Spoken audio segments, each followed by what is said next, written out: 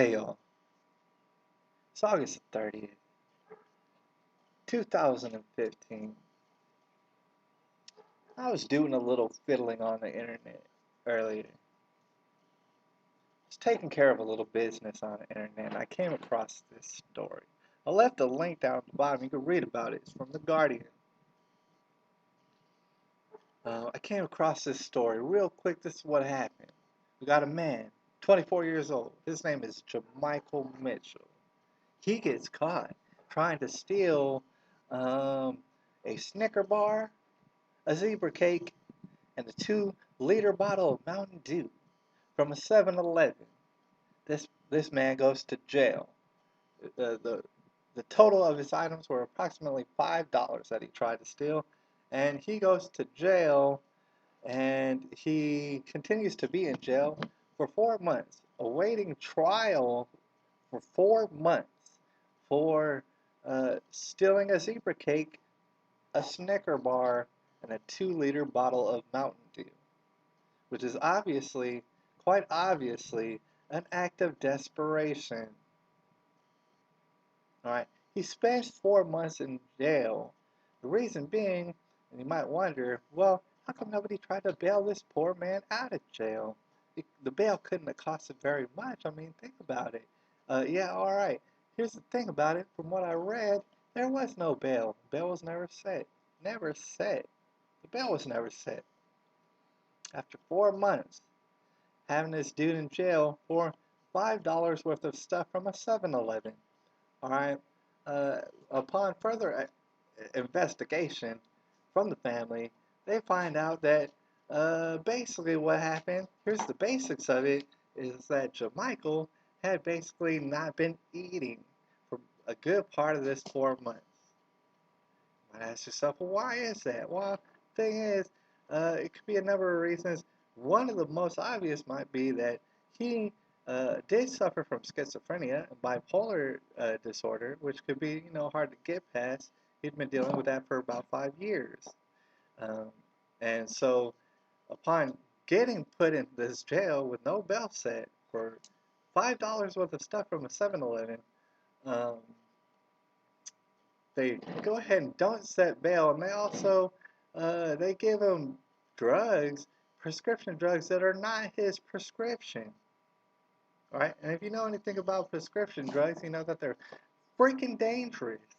Right? Not only are they dangerous for your health and all sorts of issues, the side effects that it'll give you, not only that, but if you come up off of those, they become even more dangerous. If you come up off of the prescription drugs, that's when a lot of stuff really starts happening. Maybe you'll not even want to eat anymore. Maybe you'll not have the will to want to do much stuff. Is one of the side effects. And so they tried to give him drugs that were not his prescription. And somehow they failed to notice that this guy just wasn't eating for the bulk of 4 months. He winds up dying in the jail cell, and the officials came out and said, well, it seems as though he died from natural causes. Really? I mean, how natural is it that someone yanked you off your prescription medication and you're not eating, and so they hold you in a cell until you starve to death because you're not eating? That doesn't sound all that natural. I gotta say, I'm not saying or insinuating that you choked him to death or that you tasered him to death. What I'm saying is that no, that actually sounds completely unnatural. It really does. Just have to throw that out there. But I mean, the reason I'm bringing this up is because of my previous video dealing with the mark of the beast. And I do want to establish that I know for a fact that a lot of people who see this video, and most people on earth are going to wind up taking this mark. And the reason that they're going to take the mark of the beast is somehow they got convinced in their head that the government is their daddy, and the government really, really wants to take care of them. And in fact, it's the opposite. The government wants to mess you all up. So they have a plan for you. The plan includes the mark of the beast. It's a mark that you're going to wind up asking them for, and they're going to give it to you while giggling and stuff. And they're really going to get off on it. And this story right here that I left the link to at the bottom it just so happens to be a microcosm to what could happen to you while thinking that this big centralized bureaucracy is going to save you at all or keep your family from starving to death or keep your family from being raped all over the place. Now, I just want to take you across this little piece of the article before I get on out of here, all right? Um, this struck me as the most interesting part because, like I said, this is a bureaucracy. And the way that bureaucracies work is they get all the power, they get all of it, and they try to centralize it in one place. All right. And so, meanwhile, when problems occur all outside the bureaucracy, nobody knows who to blame for what. There's so many different organizations that you don't know who to blame for what. So nothing ever gets done except a lot of people die. All right, so let me go into it. It says right here, when asked which state agency was ultimately responsible for ensuring Mitchell was transferred to a hospital, let me stop right there because obviously, as we think, if he's bipolar and he has schizophrenia, that a jail probably isn't the best place for him. Maybe a hospital might be a better place for him.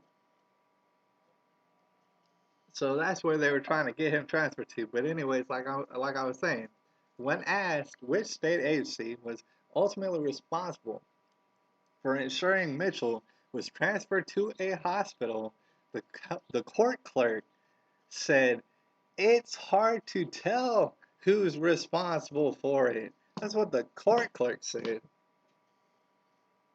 He said, "I don't know who's responsible for this. Officials from the court, the police department, and the jail officials could not explain why Mitchell was not given the opportunity to be released on bail."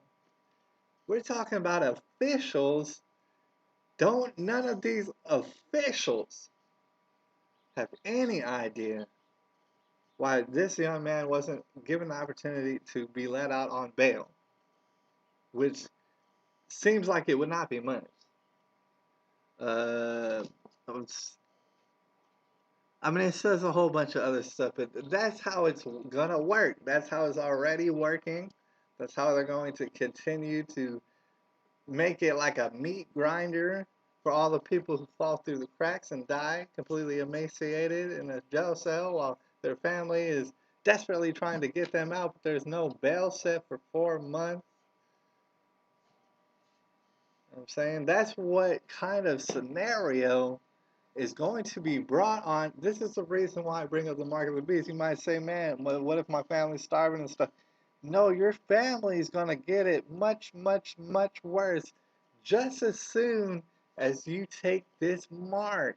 There's no going back. After you get this mark, if you volunteer and ask for it, there is no going back, so I'm saying.